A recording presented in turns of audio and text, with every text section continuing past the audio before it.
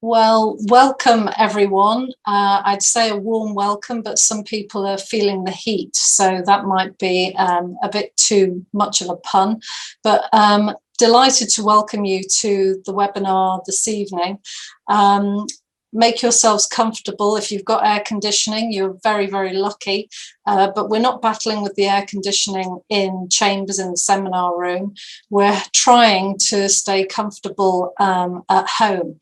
But or wherever we are, perhaps we have air-conditioned offices, but wherever you are, welcome and thank you on a sunny afternoon for joining us for this timely webinar dealing with mediation and housing and what you need to know. Timely because, of course, there is the recently published Civil Justice Council's report entitled Compulsory ADR, as well as the current Housing Mediation Possession Pilot Scheme. So just housekeeping, the materials and the recording of this webinar will be available afterwards and circulated. We encourage comments and observations in the chat. If you have questions for the panelists, then please do put them in the Q&A. We're hoping that there'll be an interactive discussion later on so that people can use their own voice to make their contributions and the experience in this digital space can be shared. We're going to hear from two main speakers, well known to the housing practitioners. David Watkinson, nothing short of a legend in housing law, as well as gypsy and traveller and planning law. David was formerly vice chair of HALPA and a member of the Civil Justice Council and has blogged on the Garden Court Mediation website about their reports. As chair of a committee which drafted dispute resolution procedures over 15 years ago for possession claims, David is no stranger to mediation, but he's currently preserving his retirement and refuses, despite demands, to become a full-time mediator. Marina Sergides, well known to you, I'm sure, an extremely experienced housing practitioner and current co-chair of HALPA with Simon Mullings. And Marina will speak in two sections, firstly about mediation, attending one, what's involved, and secondly, speak about the Housing Mediation Pilot Scheme, which is, as you may well know, due to run until about March 2022. I'll then say a few words about funding that's available for mediation. Before our speakers start, we're just going to take 2 minutes of your time by playing a short video. It was filmed pre-pandemic, so beware, you will see people in close proximity. This is definitely filmed pre-pandemic. It was on the Garden Court Mediation website until the pandemic when it was removed. But it's, although not now, in-person mediations being something of a rarity, and digital mediations and online mediations being the norm, it may feel a little strange to watch. But in essence, it gives a flavour of the process that mediators have sought to translate into the online world and the various platforms on which they conduct their mediations. So I'm just going to hand over to Amy to start the film. Over to you, Amy. When we find ourselves involved in problems with others in our work, business, or our home life, how do we solve them? Some people end up going to court, but problems can be sorted out another way, through mediation. Mediation gives you back the power to make your own decisions and to suggest practical outcomes. If you have never been to mediation, this is what happens. Both parties meet with a mediator away from a courtroom. It's a more informal gathering where people can say in their own words what the dispute is about and how they need it resolved. Everyone is listened to. There's no judge to decide who is right or wrong. The mediator is neutral and helps the parties exchange their points of view and find ways of settling the dispute. The discussion is confidential, and it cannot be repeated in a courtroom if the case doesn't settle. After the joint meeting, the mediator meets with each party privately to find a solution that everyone can accept. Many options can be explored, including outcomes that a court could not order, such as an apology. It is a flexible process which can be adapted to everyone's needs. When agreement is reached, it is written down and signed. It becomes a legally binding document and brings any legal proceedings to an end. The terms of the agreement are usually confidential. The best part is being able to put the whole matter behind you and get on with the rest of your life. Please get in touch and see if we can help you solve your dispute. Thank you very much, Amy, for that. I'm going to go straight away now to one of the stars of the video, David Watkinson. Thanks, David. And you're going to unmute. Yeah, thanks. I am. Thank you very much, Helen. Amy, could we have the first slide, please? Yeah, and can we have the second slide? And can we go not to the third slide right at the moment, but if we can return to full view with me.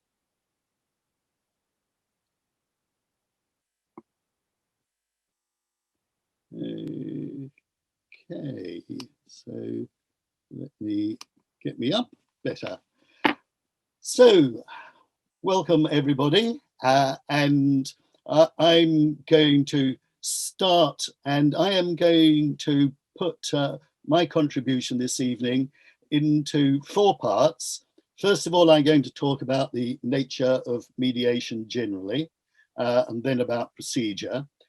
Then I'm going to talk about the CJC report on compulsory ADR, and I'm going to include in that identifying the areas of housing law which I think are more appropriate for mediation than others. And I'm going to end with how to help a mediator in the course of the mediation.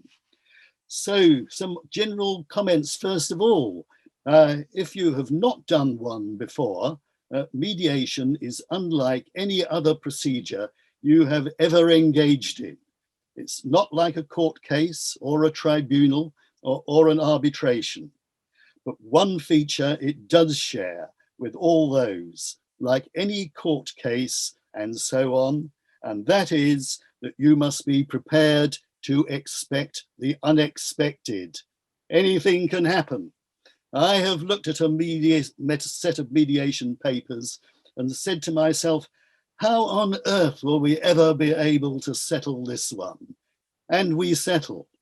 Contrariwise, I have looked at papers and said to myself, I can see a way to settle this, and we don't settle. And that is what mediation is. It is a procedure for settling disputes. And that is why it's worth doing, because if successful, you end up with a relieved and satisfied client. It's over.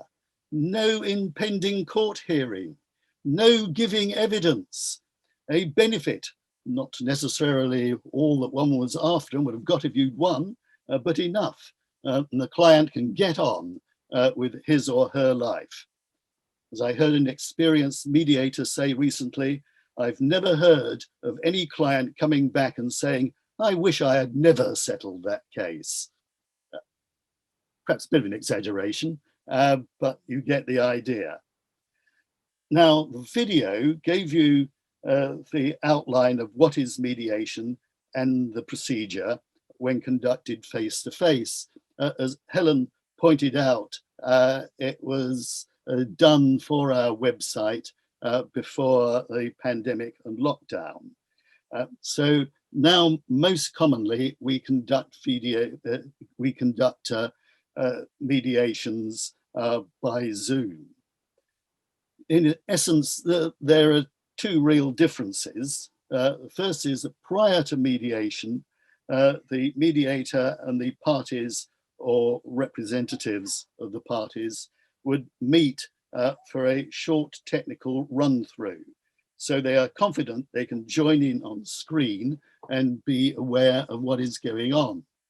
And secondly, on the day, it will be the mediator's task, or that of the technical assistant, to admit parties assigned to breakout rooms and bring out of breakout rooms if necessary.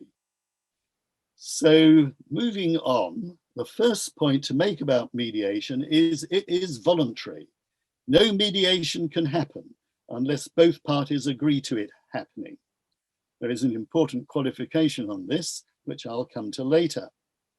So the first step is like to be one party approaching another party and proposing mediation, or possibly approaching the mediator or assistant, saying that he or she wants a mediation to settle their dispute.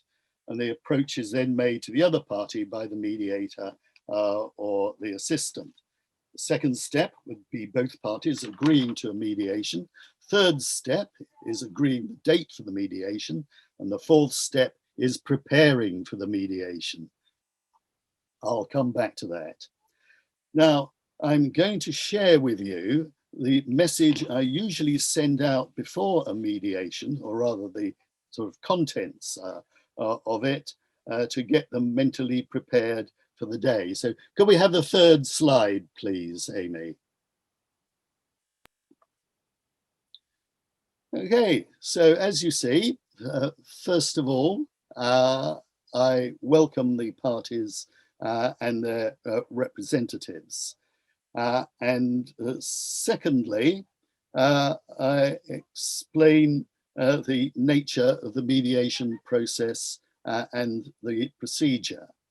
So I have a heading: mediation is a confidential process. Before I get to that, I say that I congratulate the parties for agreeing to mediate.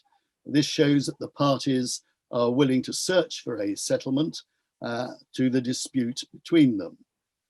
Then, dealing with confidentiality, I go on to state this means that, except in the most exceptional circumstances, what is said or done in the course of the mediation remains there.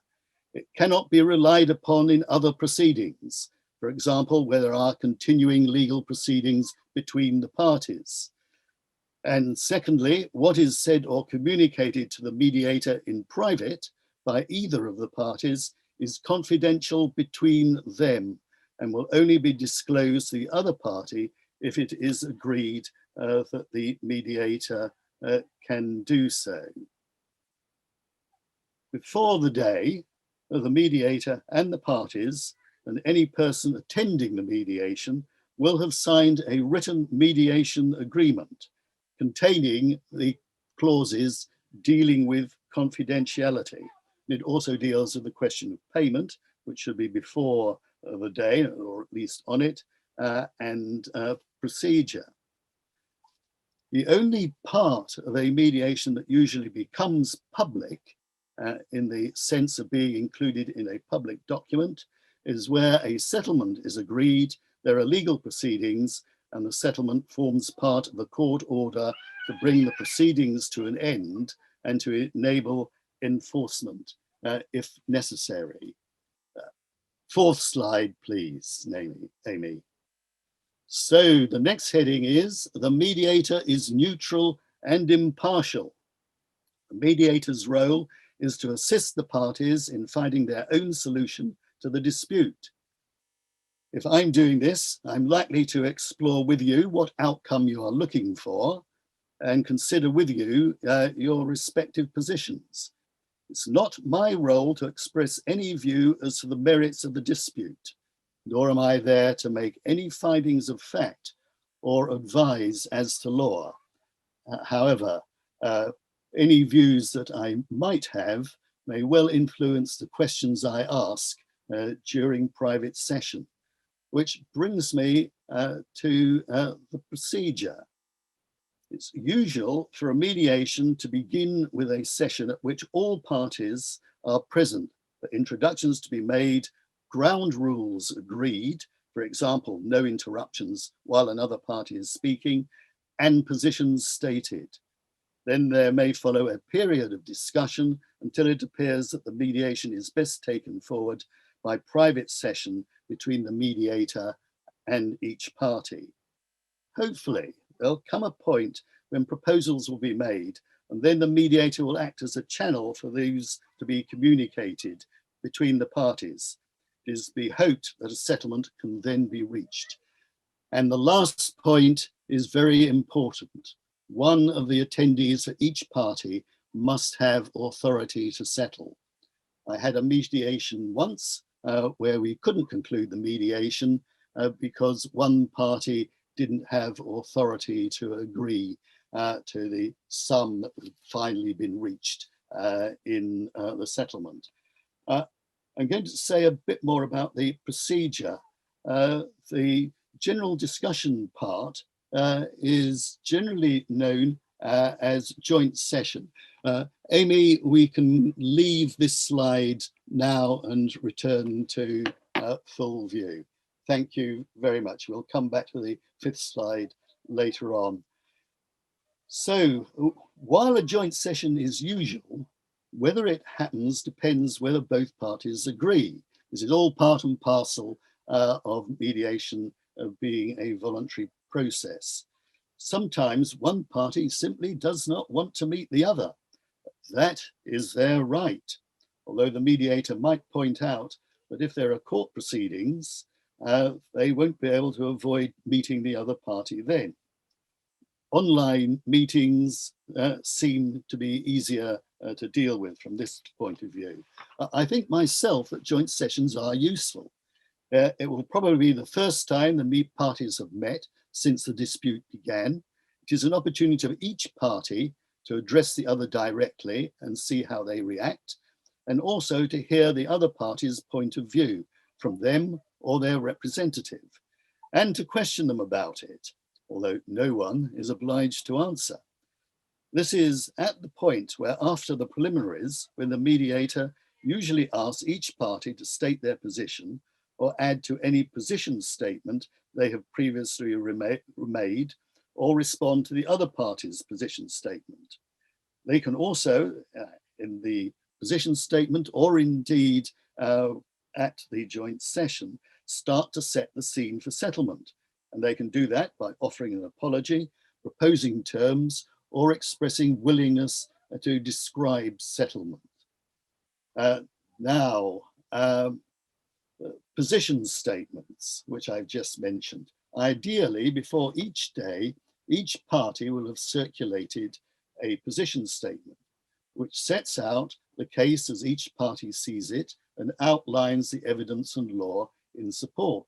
And as I've said, can make proposals for settlement. These need not and should not, for preference, be long. One side of A4 would be lovely. 2 to 3 is probably enough. 4 to 5 is going as far as necessary, in my view.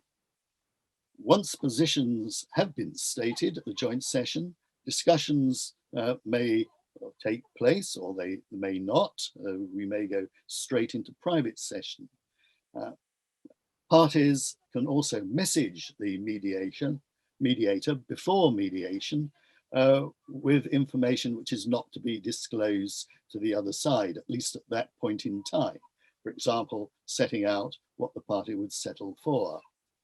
In private session, the mediator usually visits each party in turn.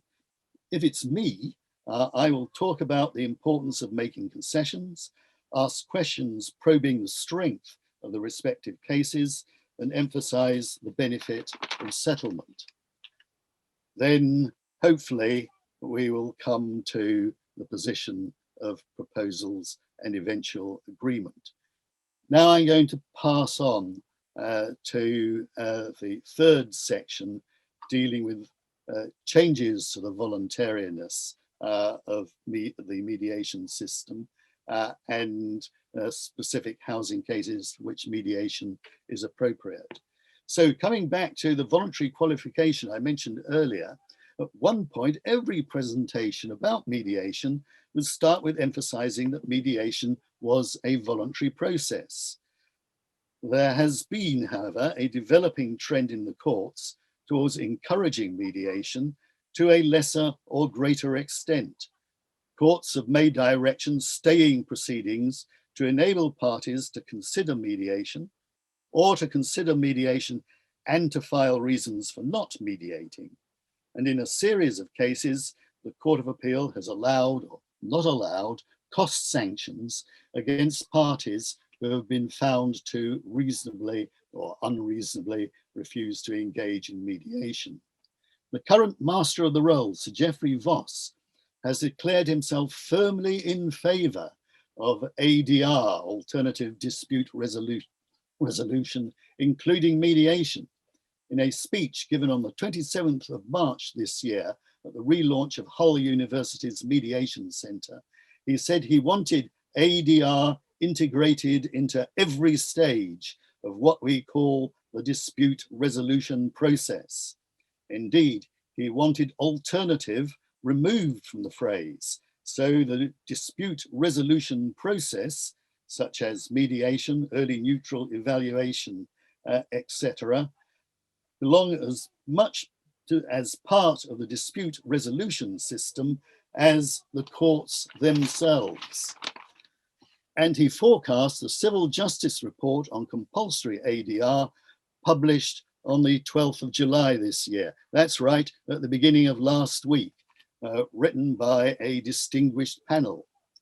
To summarize for you the 59 pages, the panel stated that parties can, as a matter of law, be lawfully compelled to participate in ADR.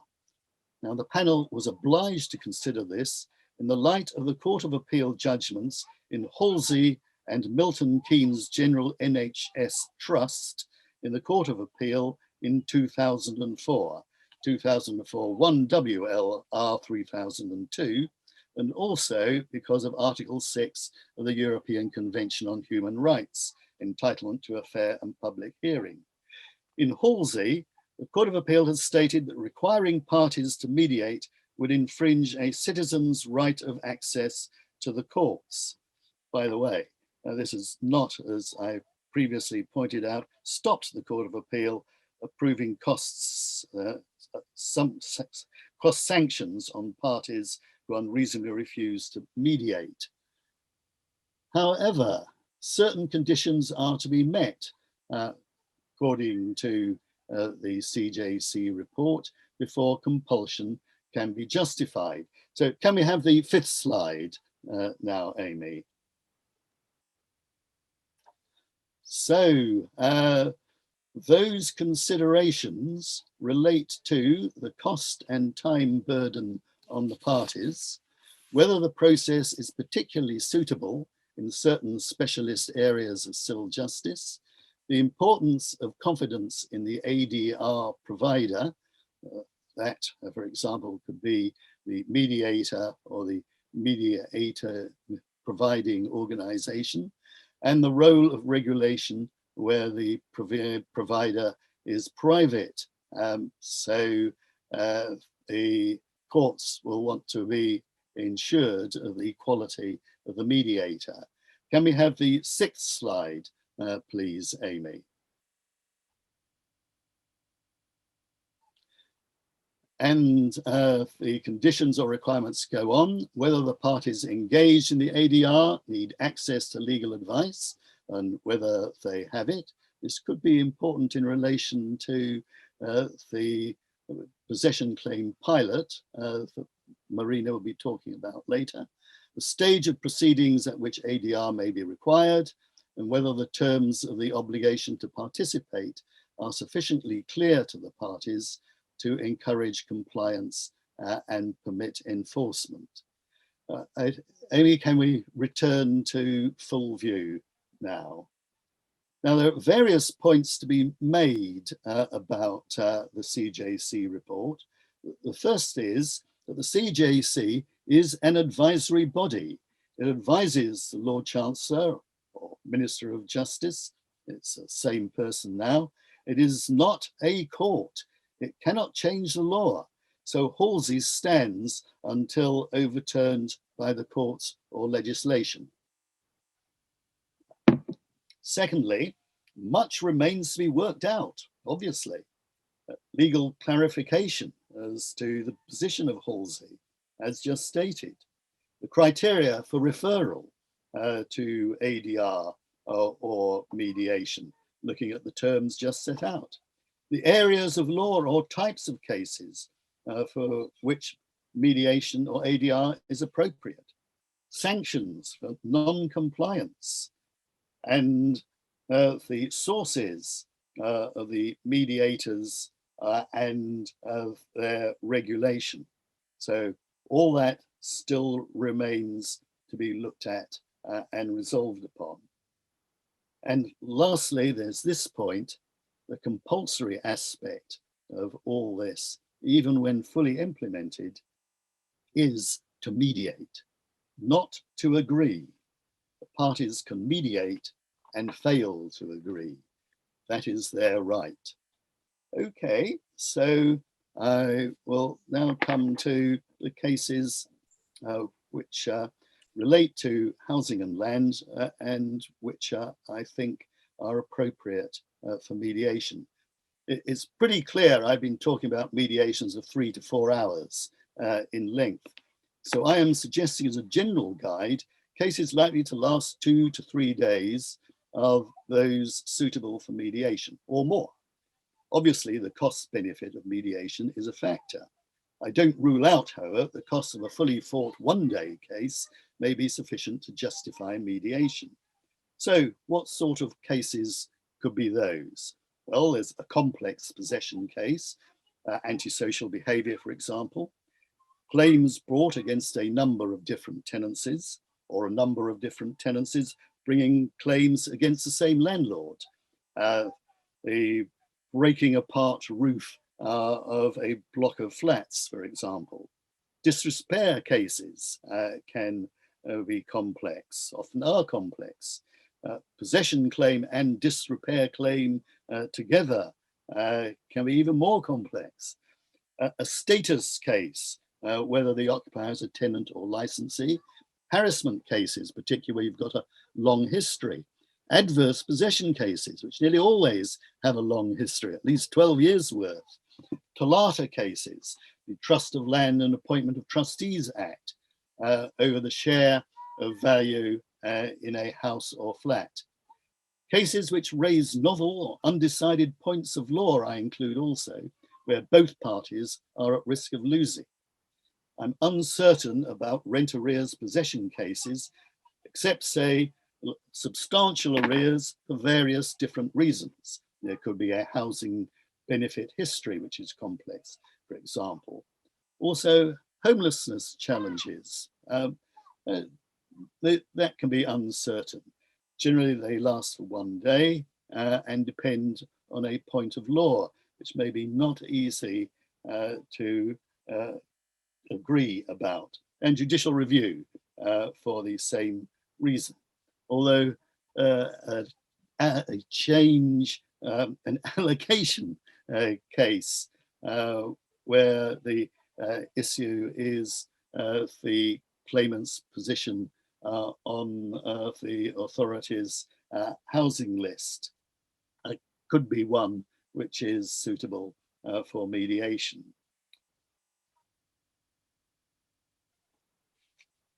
So it appears from all that that my views may well differ from the devisers of the possession claim pilot scheme that Marina is going to talk about later. So finally, we come to how to help a mediator. So the first step I suggest is that the parties should ensure that they and their clients understand what a mediation is about. That is, to reach a settlement, not to convince the mediator or the other party of the correctness of their case. Next, to get the position statement and the bundle of relevant documents to the mediator in good time before the mediation. 2 clear days, even 1 clear day before will do. A 1,000-page lever arch file delivered the day before the mediation is not one that will comfortably do, although I have done it. The bundle should be agreed if possible, and the documents should appear in that order. The position statement first and the remainder of the documents after. Though generally it seems easier to produce bundles than position statements. So that can be dealt with that way as well. So can we have the next slide now, Amy?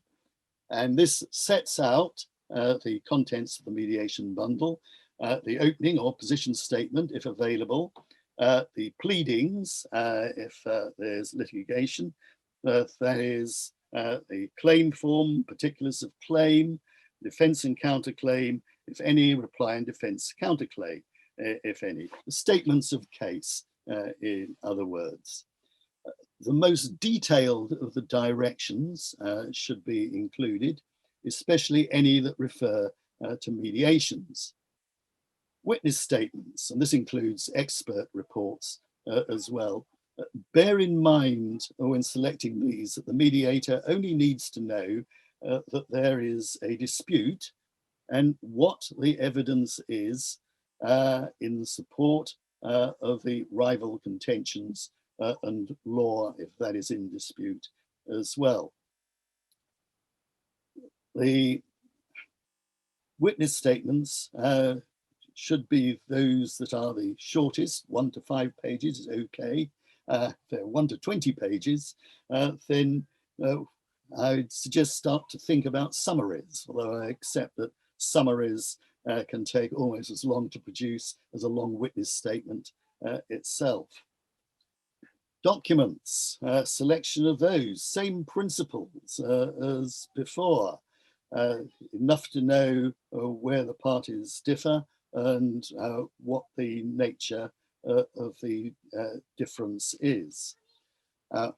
For example, a schedule of special damages could be included in the documents with the evidence that supports the value claimed.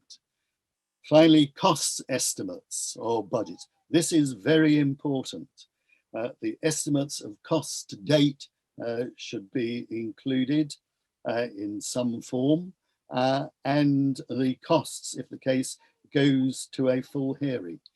I say it's very important because settlements can break down and because parties have not factored the costs into the mix of the offers that they have made in the course of the mediation. And finally, add any previous offers of settlement. Information about that should be included and what happened to them. And that includes Part 36 offers.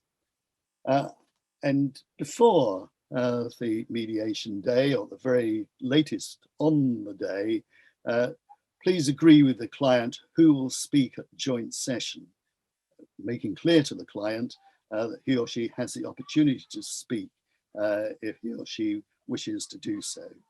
And if possible, agree with the client what he or she will settle for.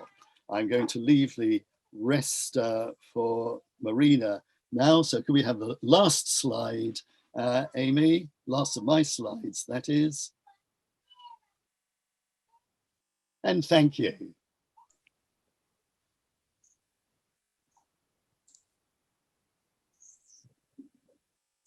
Thank you, David. Thanks very much for that introduction into all of those issues, and thanks to those people who are already putting questions in the Q&A box.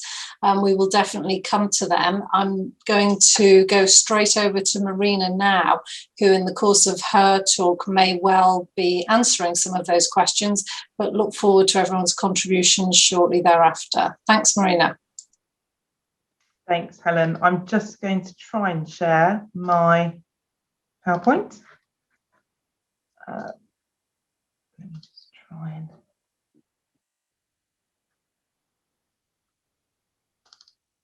There we go. Right. Can everyone see that? Am I in? You are. Great. Okay. Thanks everyone for joining us today. I appreciate the weather's great and we all want to take advantage of it. So I really appreciate you all being here today. And thank you, David, for a very helpful talk. David has touched upon some things that I'm going to talk about. So I'll be relatively brief in part one of my paper, which deals with preparing for a mediation. So I'm not going to go into too much detail about that, but I am going to cover it in brief. And then I'll get stuck into part two of my paper, which I think you probably want to hear about in light of some of the questions that are already put in the Q&A box. So let me crack on with part one, preparing for mediation. And what I've done is I've summarised the key points. I'll say David has very helpfully set out some of the key points that mediators want to hear from, and that touches on what I will say also. But the first thing from a representative's perspective is in any mediation, it is worthwhile. Some Gone Court team is requesting remote control of my screen. Amy, is that you? I'll decline that. Okay. It may be, someone may be trying to start you onto slideshow, Marina. I'm not sure. Okay, right. Slideshow. From the beginning. There. So the first thing I would advise any representative to do is to make contact with your client before any mediation. I know this is not always possible. I know there are cost implications, but in practice, there is a very real advantage to making contact with your client before mediation for a number of reasons. Firstly, it avoids the slight panic of explaining what a mediation process is. And as David has very helpfully set out, there is a very real difference between a mediation and a trial, for example. And clients understandably find the process emotional, they find the process difficult. Quite often there are complicated and complex issues involved, and a conference really allows your client to express themselves in comfort to you as their representative.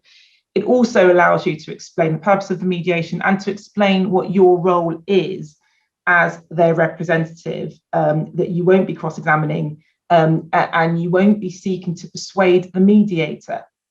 And I think that's the key. So I've always found that a conference as early as one can get when a mediation is being discussed to be a very helpful way of moving the mediation process forward. Turning to my next slide, establish the purpose of the mediation and manage the client's expectations. Again, this is a real practical consideration. What I've often tried to do with clients is, once the client has been given the opportunity to really air what their concerns are, to really discuss what fundamentally the most important issues for them, is to really look at ways forward to resolve what the conflict or complex issues may be.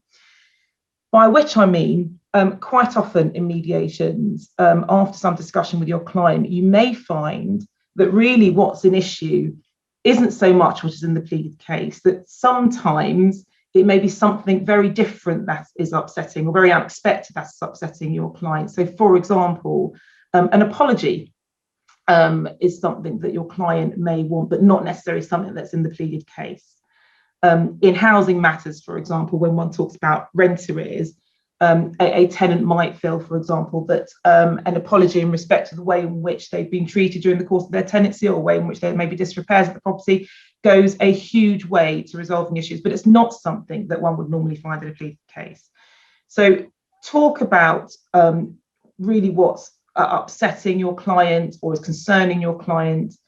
Think about ways of moving forward that aren't always part of the pleaded case, and think about what the questions are and what you really want the other side to address. One of the things that I try to avoid doing in my discussion with clients is really talking about red lines, and we hear that phrase quite a bit. In my experience, it's not particularly helpful. Because although you want your client to express to you what it is that they will and may not ultimately agree on, what you don't want to do is to get into this very strict kind of mindset of this is the only way in which we're going to settle the claim. This is my pleaded case. This is the only way in which we're going to resolve matters. So when discussing things with clients is to start thinking outside the box, talking about the benefits of reaching an agreement, looking at the negative outcomes of not reaching agreement. And something that David said earlier, which is cost budgets, I think is absolutely crucial when talking about progressing the matter and ways forward.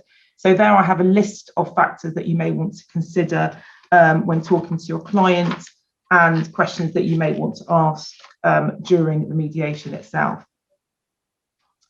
Preparing a position statement, again, David's helpfully covered this, but I would say keep it brief. I tend to, in my position statements, set out the facts that I've set out in the slide. It is not a chance, or it is not an opportunity, again, as I say, to persuade the mediator. I have seen position statements running into 15 or 20 pages, and by the 15th page, you sort of think, what have I achieved by reading this? So my advice to people, and what I think would help the mediator, is to keep it brief, keep it to the point, but set out the issues that I've set out in the slide and bullet points that you see there. Moving on to preparing the bundle. Again, this is not a trial. Do include the core documents, include them in an order that will be helpful to the mediator, as David has set out.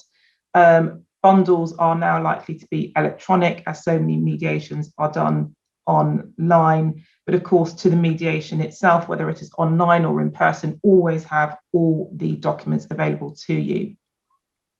What to take to a mediation? Well, if I was giving this talk 2 years ago, I would assume everything was in person, and I would say the obvious things like stationery, copy of a bundle and so on. But now, of course, life has moved on. And if the mediation is by Zoom, I think it's helpful to establish WhatsApp groups or other groups, whether it's by email or so on, with your client. A good internet connection is absolutely essential, particularly where there are breakout rooms and so on. And if necessary, ask for a practice run. I myself have had a number of practice runs before doing or representing clients in mediations. So those are just some practical tips. And then again, your opening statement. What I would say is that things can be quite tense at the beginning of mediation. Parties may not have seen each other for some time. And a very useful way to start your opening statement is to really assert and confirm that you are there to mediate, and that you are open to discussions about the issues that are in front of the client, rather than sort of just jumping in there and saying, right, this is what we say and this is what we want from this mediation. So I think it's important to sort of, where it is necessary, of course, calm the atmosphere, and to start on a positive note, which is to, as I say, confirm this is an opportunity to find a resolution and that your client is very clearly committed to it, otherwise they wouldn't be there. So again, I set out some of the factors that you can mention in an opening statement. So I appreciate whizzed through that, but what I wanted to get to was part 2, to discuss the housing mediation pilot scheme. So when I was preparing this paper, I went online to see what information is available to you all about the housing pilot mediation scheme. And there was very, very little, if anything. The only mention of it by the government is on their website, a page that was put on there, I think in May 2021, that simply confirms there is a mediation scheme, pilot mediation scheme, and that is for a duty advisor to make the referral. So there is very little information in the public domain about the housing mediation pilot scheme. I think that's important to state, because I think a lot of people feel out of the loop on this, and I can understand why. The second thing to say about it is that it does not feature in the housing overall arrangements that were published in September of last year. So the overall arrangements as published in September last year have not been updated to reflect the fact that in February 2021, the pilot scheme was launched. So again, there is little guidance in the overall arrangements. There is nothing in the CPR to reflect the pilot scheme either, or anything that mentions sort of potential for mediation, if you like. So again, very little there. So what are we left with? Well, what I've tried to do is set out what I know about the pilot mediation scheme. There was a roundtable meeting that was open to everybody in May 2021, so it's a few months ago. And that open roundtable meeting was chaired by Sir Robin Knowles, who also chairs the working group on possession claims.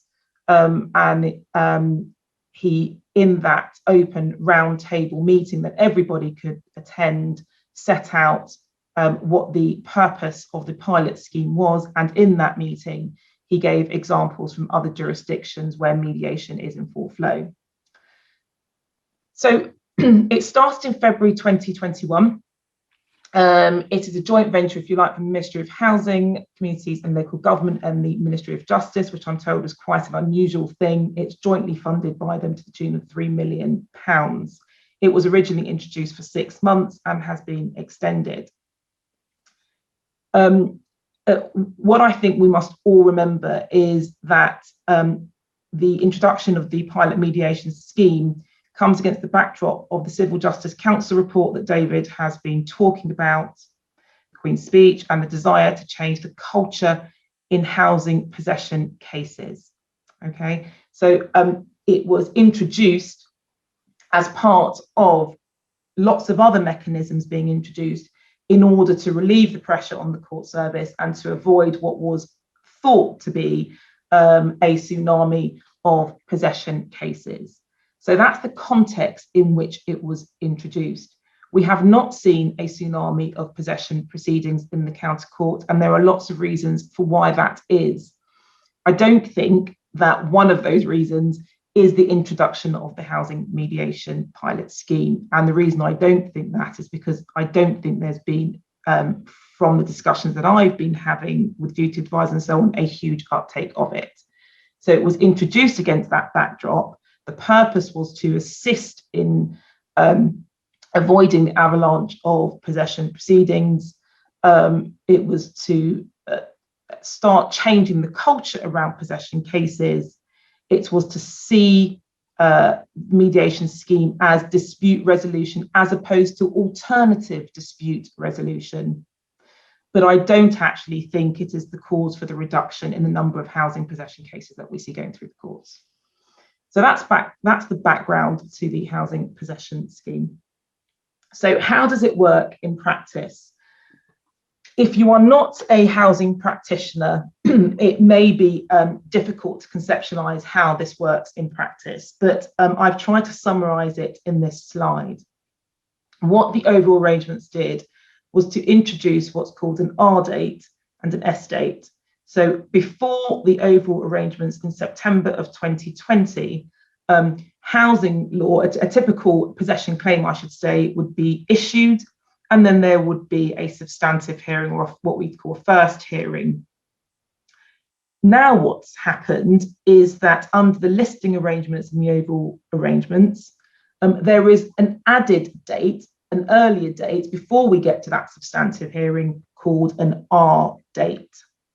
It's not a hearing, it is just a date that allows the judge to look at the papers to see if all the papers are in order, and if so, it will allow the matter to go to a S date, in other words, the first possession hearing, okay? The R date had to be created because it was the only way that early advice could be given by the duty advisor.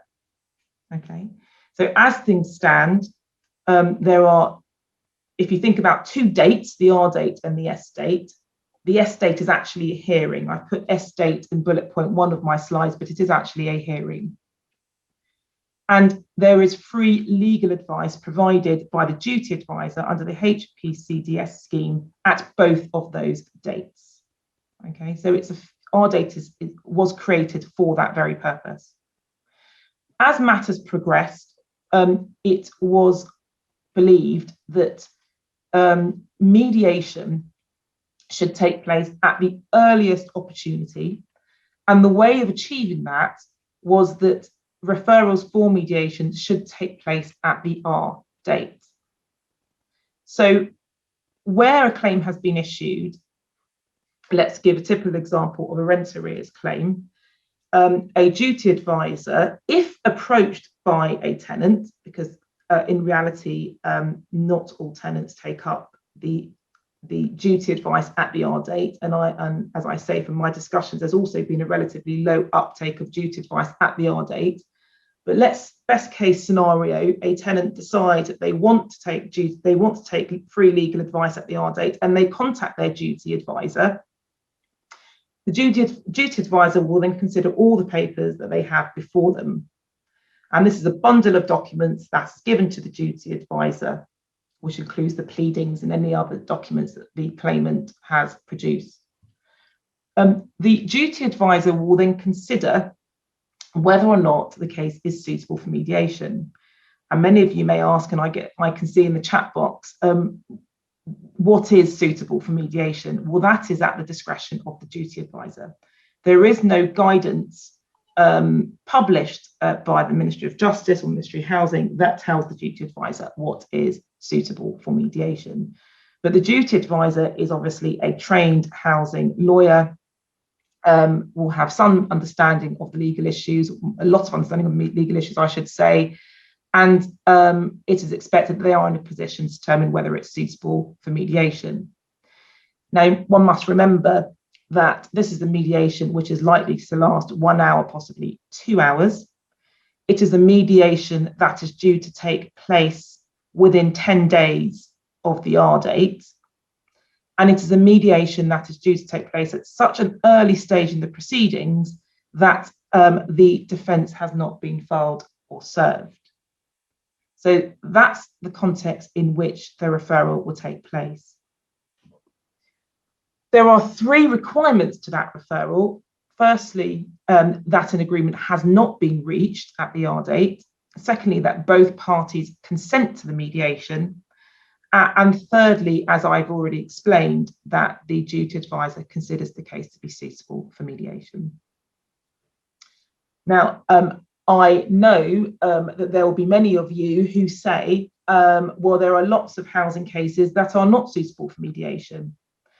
Whether it's because we don't know what the potential defence is, such as a counterclaim for disrepair, whether or not it includes an element of discretion by the court, such as reasonableness cases, and whether or not the facts are just too complicated, such as difficult, disputed and social behaviour cases. And I agree with all of that. Those cases would not be suitable for mediation. So as things stand, we are really talking about rent arrear type cases in practice. There's no limitation in this way, of course, but in practice, in reality, relatively straightforward rent arrear type cases where it appears that there isn't a sort of complicated legal defence available. And that is what a duty advisor has to consider at this very early stage.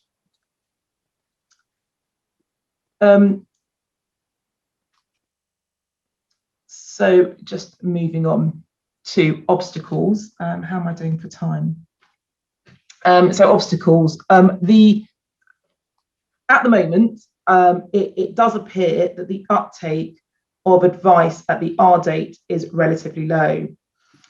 What that means is that the people that are offered mediation at this stage are only those who have made contact with the duty advisor in practice. So if a person hasn't made contact with their duty advisor, the duty advisor can't then determine whether or not they're agreeable to mediation. And the duty advisor has itself no way of contacting a tenant because of GDPR issues and so on. So it has to be the tenant that contacts the duty advisor.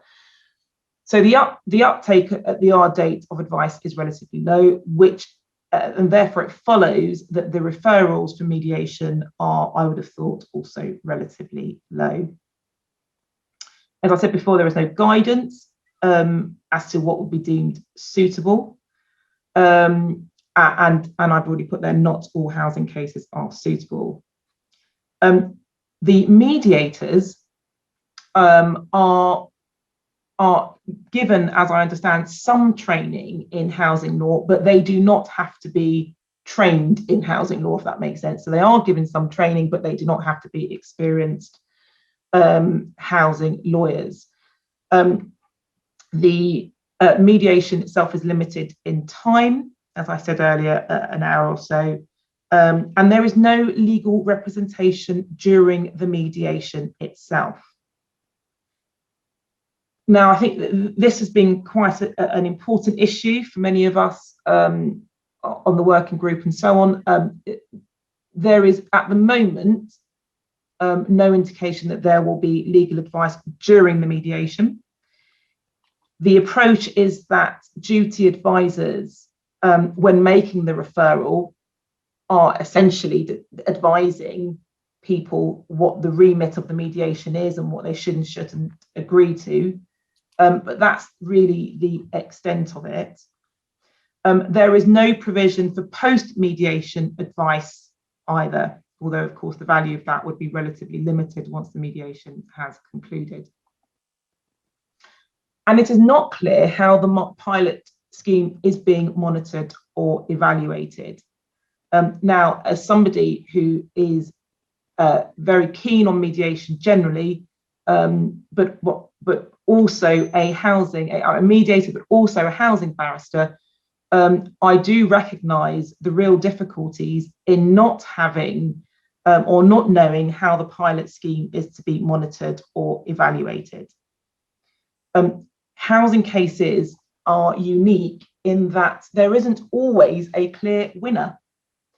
And when we say that a possession order has been made, well, that may be right, but a tenant may not be evicted because, of course, we have suspended possession orders and postponed possession orders and so on.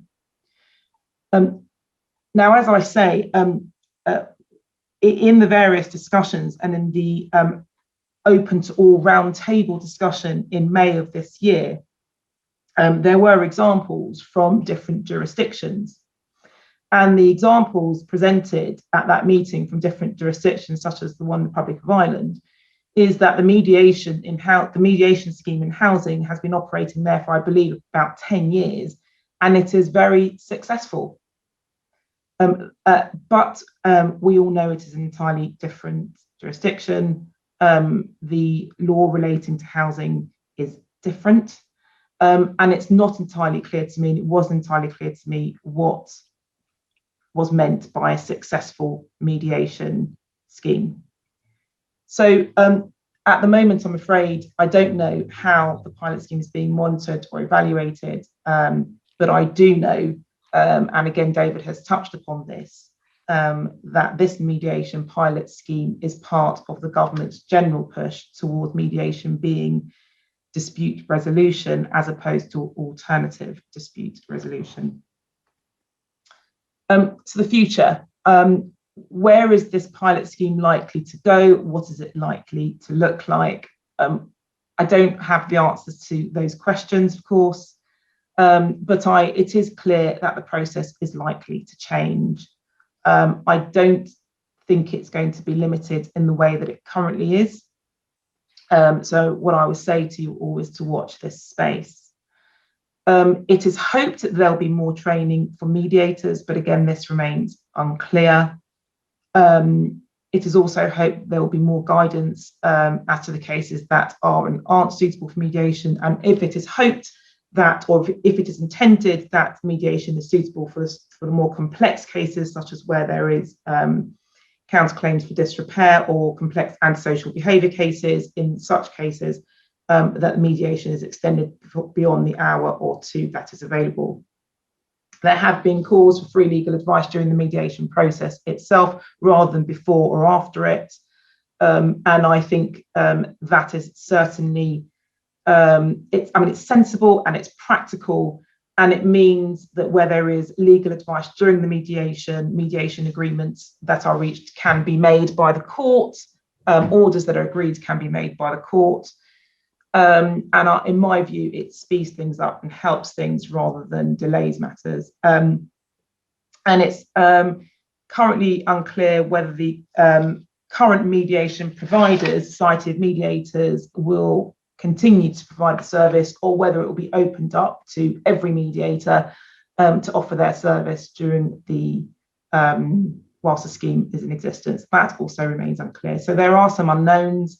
There are calls for changes to the mediation scheme and how it operates, and there are calls for the evaluatives for the assessment of it to be an open assessment and evaluation.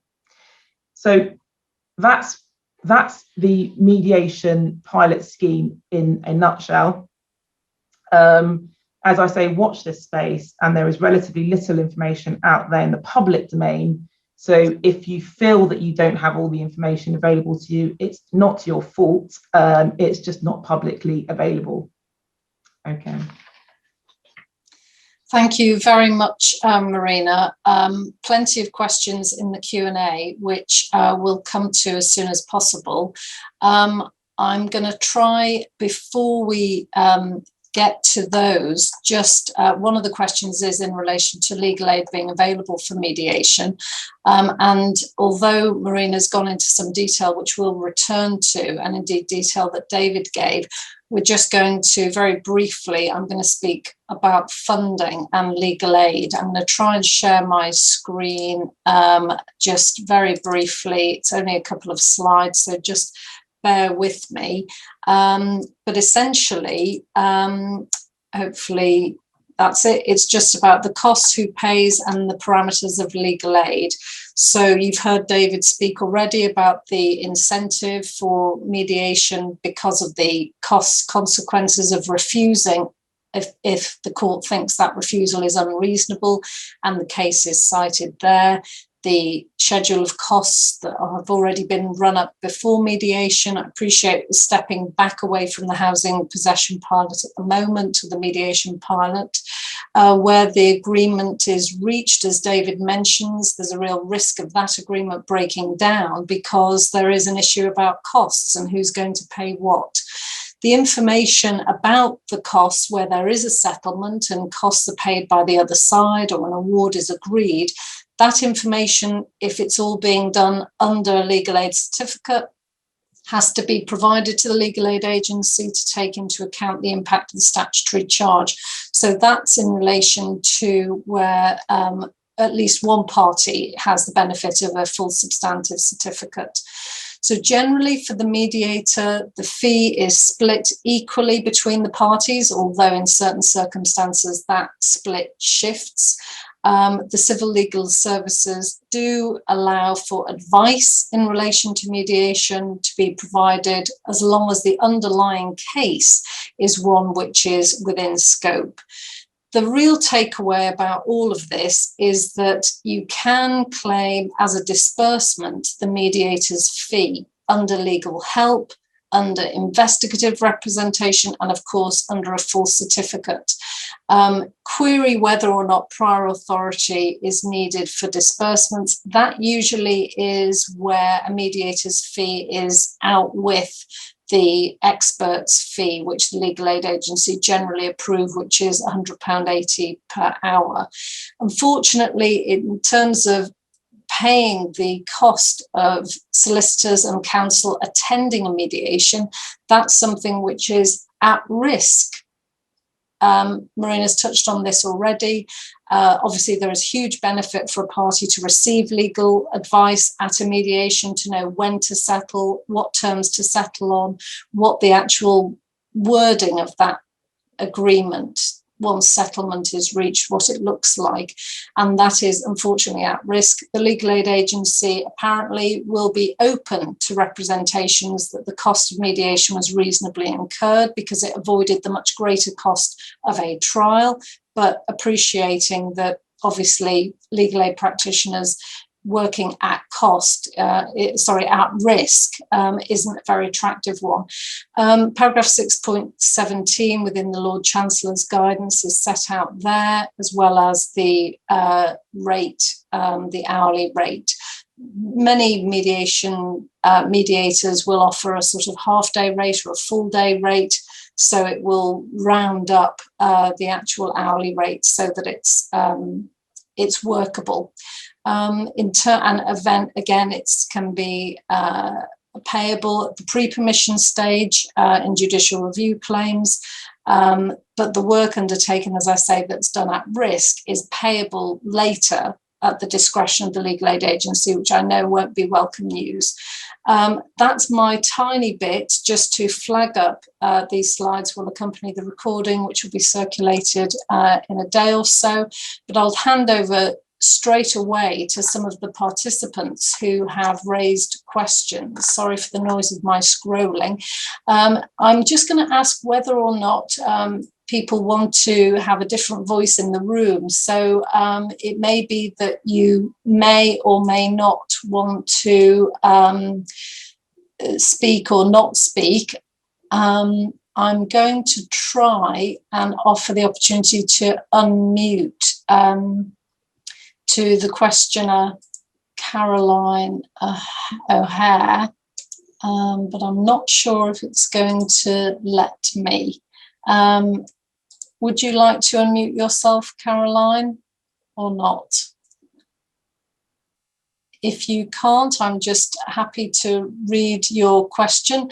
It's whether or not this is kicking the backlog down the road. If mediation doesn't work, all of those cases are going to come back and be listed with potentially even more arrears. And Caroline says that she's for mediation, but how effective or what is the efficacy in housing cases? I don't know whether or not Marina or David want to answer that. Well, can I answer that generally? That is any talk or writing or book about mediation will pretty soon tell you about the success rate of mediations.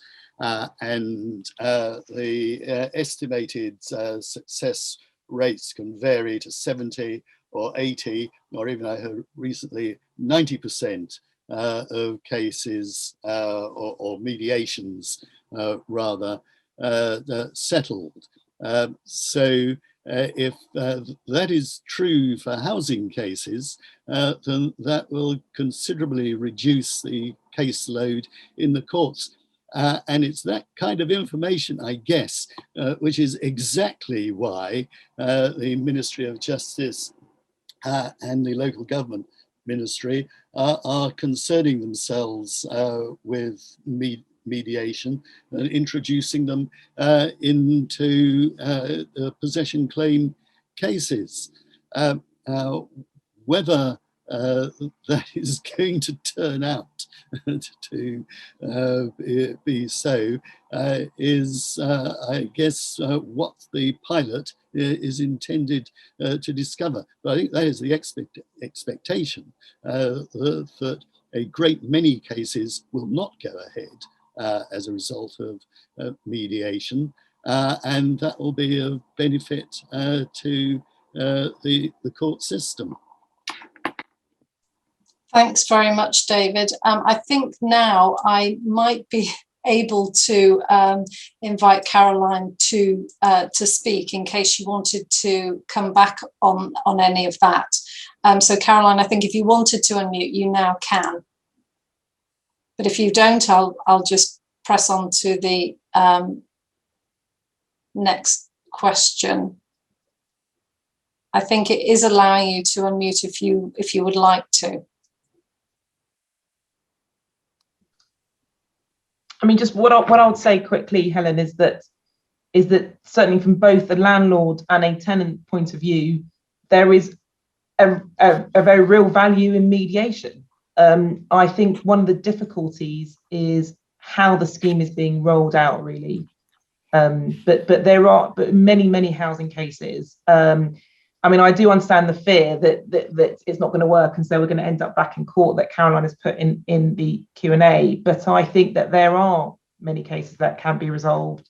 It's just really the process by which this scheme is operating. Thanks very much, Marina. Caroline had asked whether or not the court scheme would apply to all housing cases, antisocial behaviour cases and other breach of tenancy type cases. And I think that, Marina, you have touched on that. Yeah. Just to add, if the possession claim pilot works out, and that's a big if for all the reasons that we've been hearing, and I suspect what will then happen is that it will start being looked at for housing cases type other than possession, all the other ones that I mentioned. And bear in mind that the Master of the Rolls is obviously extremely keen on extending the scope of mediation. And I didn't say this during my talk, but he himself is the chair of the Civil Justice Council, which has produced this report. So I think mediation, talk of mediation, at the least, is here to stay for the foreseeable future. Thanks very much, David. There is an anonymous attendee who, so I can't find them on the attendee list to ask them if they want to speak. I presume they wish to remain anonymous, but they ask, what's the opinion of pre-court mediation, such as that carried out by the Tenancy Deposit Scheme and Property Redress Scheme? Is that of benefit to both landlord and tenant? And a further question by the same attendee asking, if the mediator separately, if the mediator is neutral and not making a legal decision, why do they need all the documents of the case? Doesn't this mutate into litigation? Right, could I take the second one of those, because I've actually no experience at all of mediation or resolution dispute system over deposits. Well, first of all, I think I made clear in my talk that I, as mediator, or any mediator, was not looking for all documents, but only the documents which told the mediator what the nature of the dispute was and what the evidence and law and contentions were in support of each side's case.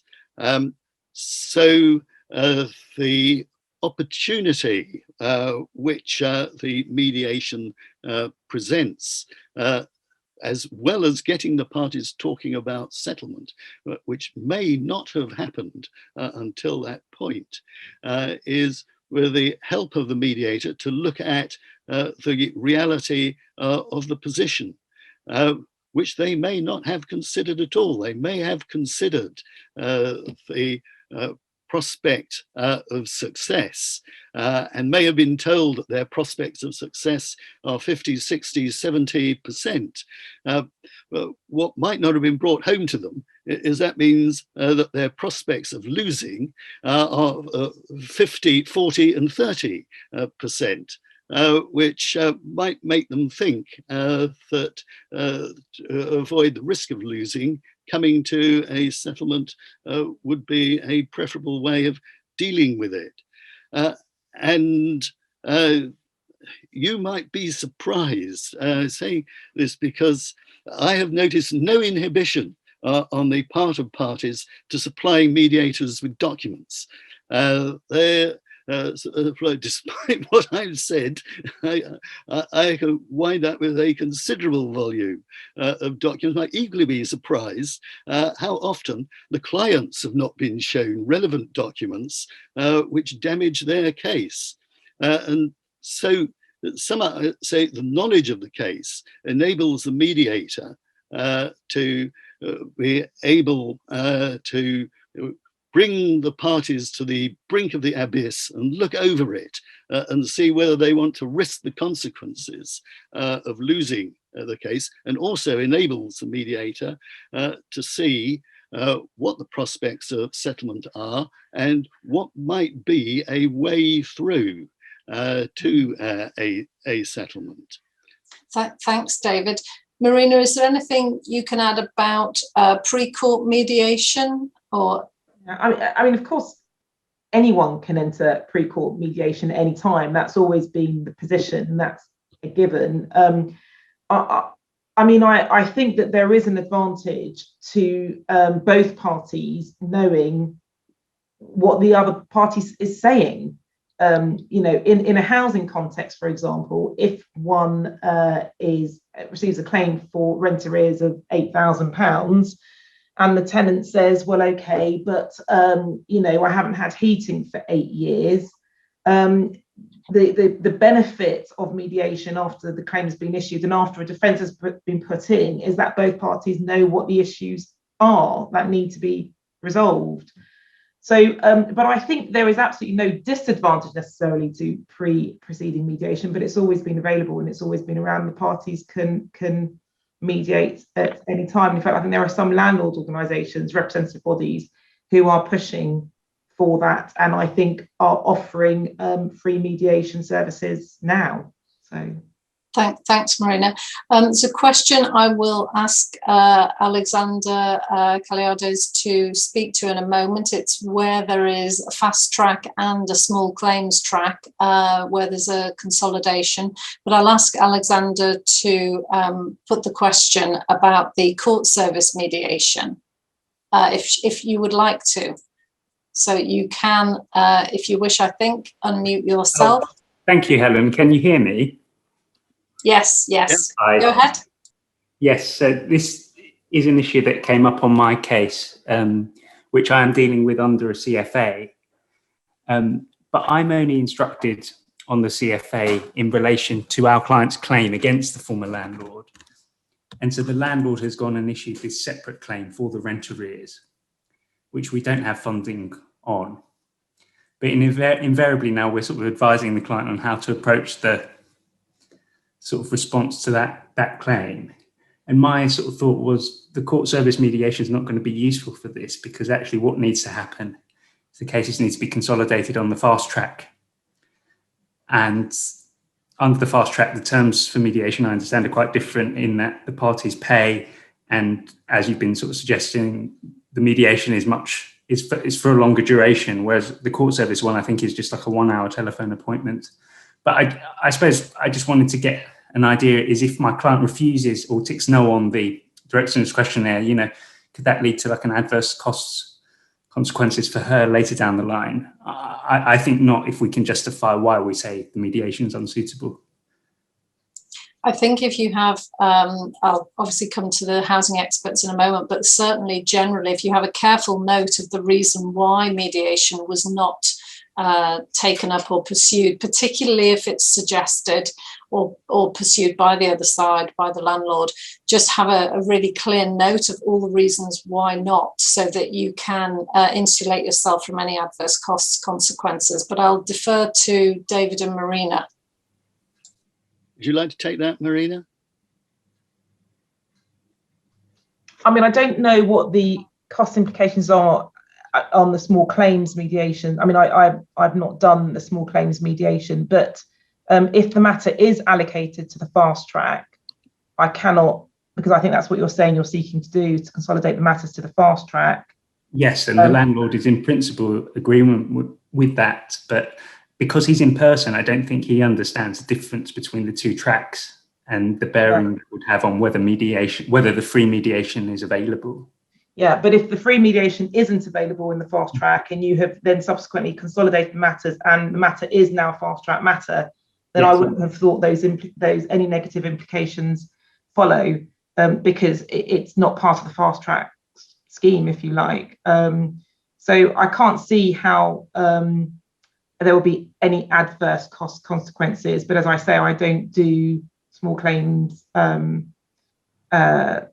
mediation. So, but it just seems to me that if the matter is reallocated to the fast track and the fast track rules apply, and in those circumstances, there wouldn't be any adverse consequences for not going down the small claims mediation route. Mm-hmm. Yes, yeah. Just to clarify, Alexander, I don't think there would be any adverse consequences for not accepting the small claims offer, which I understand is the 1 hour telephone appointment. I can see that there is another. Is there anything you wanted to come back on, Alexander, before I move to the next question? Just very briefly, when they're considering the issue of costs, if there has been a decline of mediation by one party, but that party has been engaging in the without prejudice correspondence and making Part 36 offers which have not been responded to, I mean, what's the sort of court's overall approach to that? And I suppose it takes into account all of the parties' conduct, really. That is true. Refusing to engage with proposals for negotiation, and I think by extension settlement, is a reason for not making any cost sanctions order when mediation doesn't take place. I'm quite unsure how the case law relating to mediation offers not being accepted and then cost consequences when the case concludes relate to the mediation pilot. It seems to me from the pilot, as Marina's described it,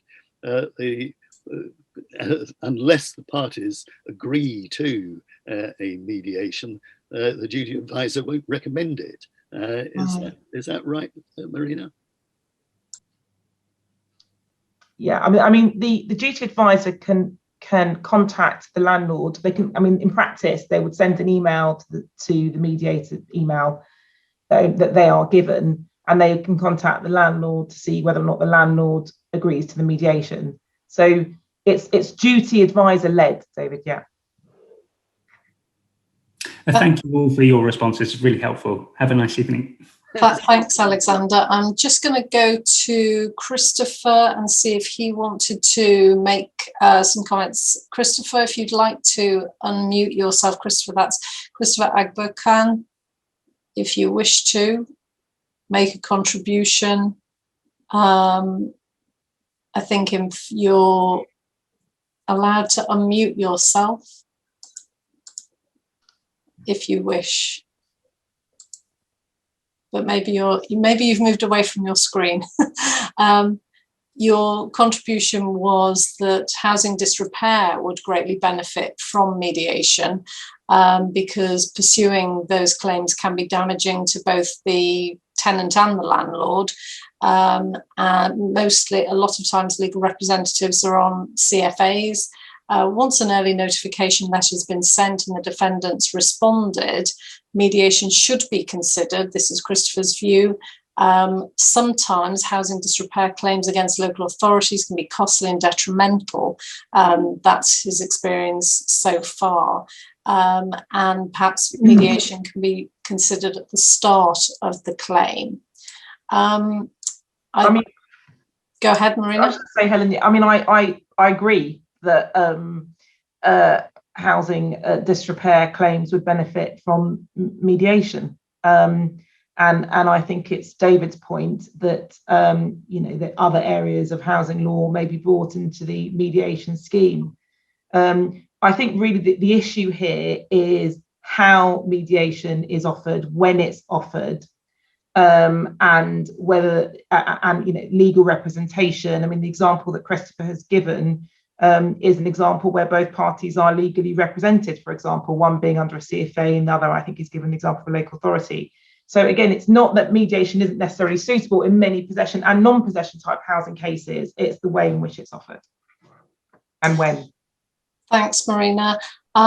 Just finally, I'm just looking at the time, so we're coming up to time now, but just finally, Kush has said, and I can try again to see if Kush wants to speak, to allow to talk, but makes the observation on, for you, Marina, about elaborating on the training. Kush. Thanks, Helen. Hi, Marina. Yeah, I was just, you touched briefly on the training that's given to mediators as part of the pilot scheme. And I think you did answer my question in part because you said there's a single provider. I was hoping to find out more about how the mediation, the selection of mediators works in the context of that pilot. Yeah, so when the scheme went out for tender, that set out what it was that the Ministry of Justice and Ministry of Housing were seeking. And in those tender documents, which were public tender documents, what they were essentially saying was that the mediators don't have to be trained in housing law, but the providers must give the mediators some training in housing law. Now, I don't know the extent of that training, although from what I understood from the tender documents, it wasn't going to be necessarily extensive training, but there is some training. That, I think, Kush, is between the service providers, which is Society of Mediators, and the MOJ and Ministry of Housing. I mean, that's all presumably part and parcel of the contract that they have before them that none of us are privy to. So that's really all I know on that. And I think it's the Society of Mediators themselves who offer that training, but I can't be 100% sure. Really helpful. Thank you so much. Have a good evening, everyone. That was really useful. You too, Kush. Thank you. Thanks. Helen, just before we close, can we take our colleague Abigail Holt's question? Yes. Which was about judge-led mediation. Yes. Abigail, incidentally, has a current blog on the CJC report on the Garden Court website. Advertisement over.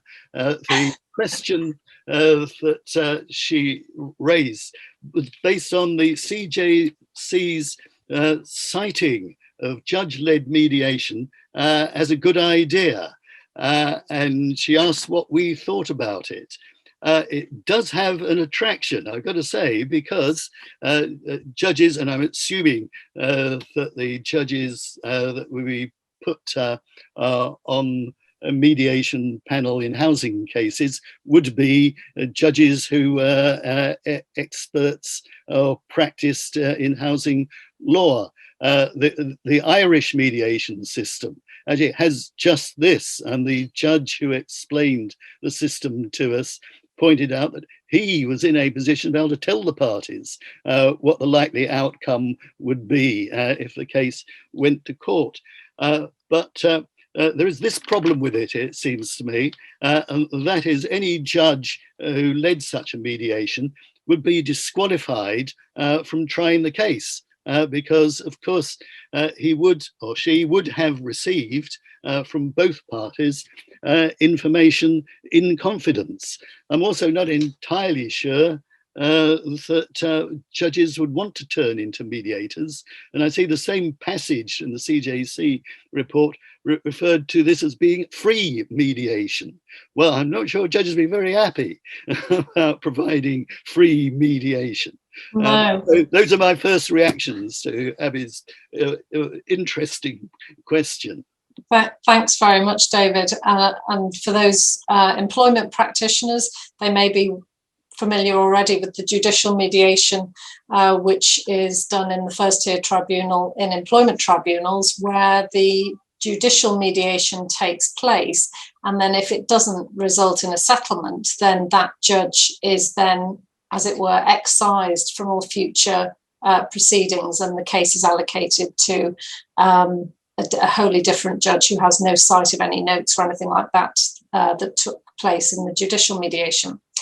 Abby, I'm not unmuting you, I'm afraid, because David has gone to answer your question and we are out of time, I'm sorry to say. Thank you very much to the speakers, David and Marina, for giving up your time on this very warm evening.